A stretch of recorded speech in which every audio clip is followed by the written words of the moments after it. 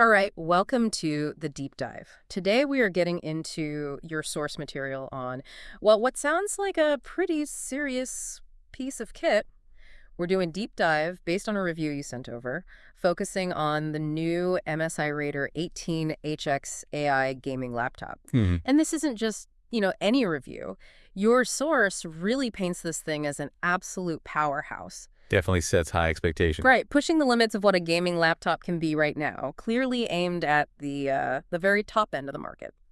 So, our mission here, to break down this review, pull out the really key stuff, and just give you a clear idea of what this machine is all about, what does it promise, and based on the source, does it actually deliver? We want to distill the core info so you walk away feeling properly informed about this. Well, this beast. Yeah, and it's interesting how the review positions it right from the start. Not just a new model, but kind of like a statement for, what 2025 hardware can actually achieve. Sets the tone, definitely. And that starts, maybe unsurprisingly, with the design itself. It's not exactly subtle, is it? No, not at all. The review calls it big, bold, and unapologetically built for serious gaming. It's got that slick, core black look, angular lines, the type, and that RGB light bar across the front edge. Very gamer aesthetic. Exactly. Mm-hmm. Leans right into that futuristic, kind of aggressive style. It wants to be noticed. And the build quality. Does it feel the part? Seems so. The source mentions it feels solid, so they use premium materials. It feels, substantial. Which leads us straight to the trade-off, right? Size and weight. Yeah, absolutely. Yeah. It's specifically called out as being on the heavier side. The review is quite direct. Mm-hmm.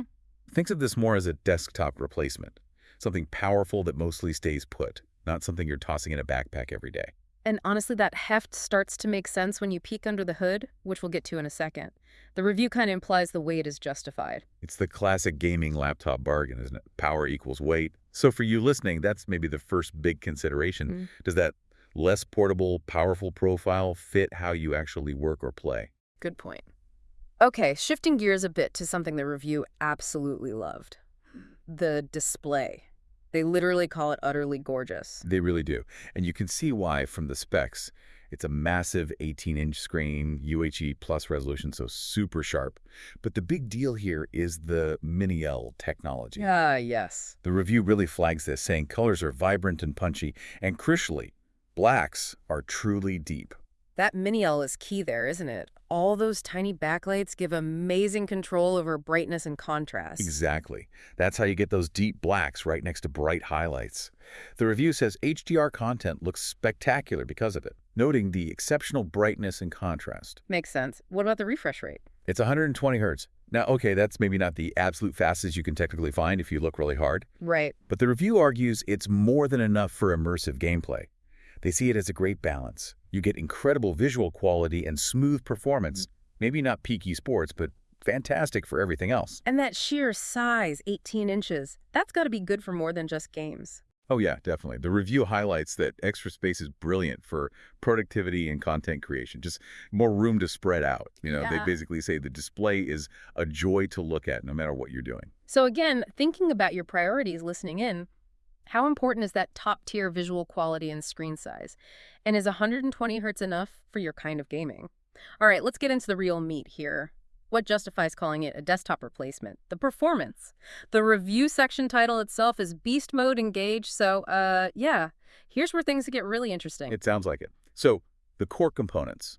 You've got Intel's Core Ultra 9 285HX processor that's top-end mobile silicon, and paired with that, NVIDIA's GeForce RTX 5090, the mobile version, obviously, but with a massive 24 gigabytes of GDDR7 VRAM. 24 gigs, wow. And what does that combo deliver according to the review? The phrase used is blistering performance across the board. Simple as that. It says it handles AAA gaming at max settings, heavy multitasking, or 3D rendering with ease. That huge amount of VRAM, the DDR7, is super fast memory just for the graphics card, crucial for high resolutions, complex textures, effects. And they specifically say games run flawlessly in 4K with ultra settings and ray tracing enabled. Flawlessly is a pretty bold claim. It is a strong word, yeah. But the review seems confident for typical gaming. Yeah. And ray tracing. Well, that's the tech making lighting super realistic, right? Reflections, shadows. Yep. Being able to run that, plus ultra settings at 4K. Yeah, the review positions that as truly elite performance. Okay, but all that power means heat. How does it cope? Cooling must be critical. Absolutely vital. The review does note the fans definitely kick in when you push it hard. You'll hear them. But crucially, it says the cooling system is handled exceptionally well. Temperatures apparently stay under control. And, maybe most importantly, thermal throttling is virtually non-existent. Ah, that's key. No slowing down when it gets hot. Exactly. Means you get that peak performance consistently, even during long sessions. Huge deal for serious gaming. The review also mentioned something about AI performance. What's that about? Yeah, it points to AI-driven performance optimization. Based on the description, it sounds like software that intelligently shifts power between the CPU and GPU as needed. Dynamically balancing the workload depending on whether you're gaming or doing something else. The review links this to keeping things smooth and responsive. Gotcha. And backing all this up is the RAM and storage, which also sound pretty substantial. Oh yeah, it comes with a massive 64 gigabytes of DDR5 RAM. And it's fast, clocked at 6400 megahertz. The review explicitly says this makes multitasking effortless. They mention having dozens of tabs open, streaming content, and running background tasks without even a hint of lag, thanks to all that fast RAM. Price and storage. A 4 terabyte SSD. So huge capacity for games, projects, whatever. And being an SSD, it means incredibly fast load times.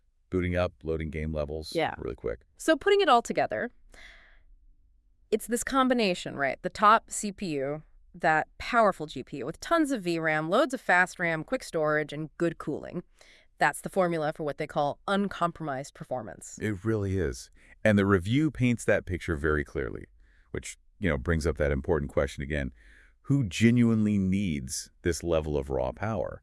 It's clearly aimed at the most demanding users out there. Okay, let's touch on the input devices. The keyboard sounds pretty decent, too. Yeah, described as a per-key RGB mechanical-style keyboard. The reviewer found it a joy to type and game on. Notes the key travel feels just right. Good, satisfying feedback. Plus, you get all the customization with MSI software for lighting effects and macros. Standard stuff for a high-end gaming laptop these days. And the trackpad. They call it decent. It's large and smooth, apparently has accurate tracking, so functional. But let's be real.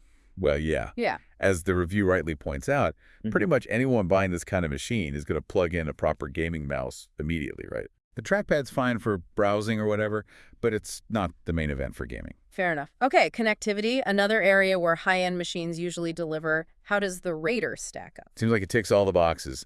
The review says it doesn't skimp on ports. Oh. You've got Thunderbolt 4, which is great for speed and versatility, USB-C, multiple standard USB-A ports, HDMI for monitors, wired Ethernet, always good for stable online gaming, and even an SD card reader. Nice to see the SD reader included. Yeah. And wireless. Top tier as well. Supports the latest Wi-Fi 7 standard and Bluetooth 5.4. The benefit, as the review notes, is getting those lightning-fast, stable connections for gaming and streaming. You're future-proof there for a while. Okay. Now for the perhaps less glamorous part, the Achilles heel of powerful laptops. Battery life. Yeah, no surprises here. The review puts it plainly. Battery life is not the Raider's strong suit. Understatement, probably. What did their testing show? Any specifics? They mentioned being lucky to get more than a few hours under heavy load. Intense gaming or rendering, casual use, web browsing, that kind of thing will stretch it a bit longer. But the takeaway is clear. For anything demanding, you'll want to stay near a power outlet. Which really needs context, right? Absolutely.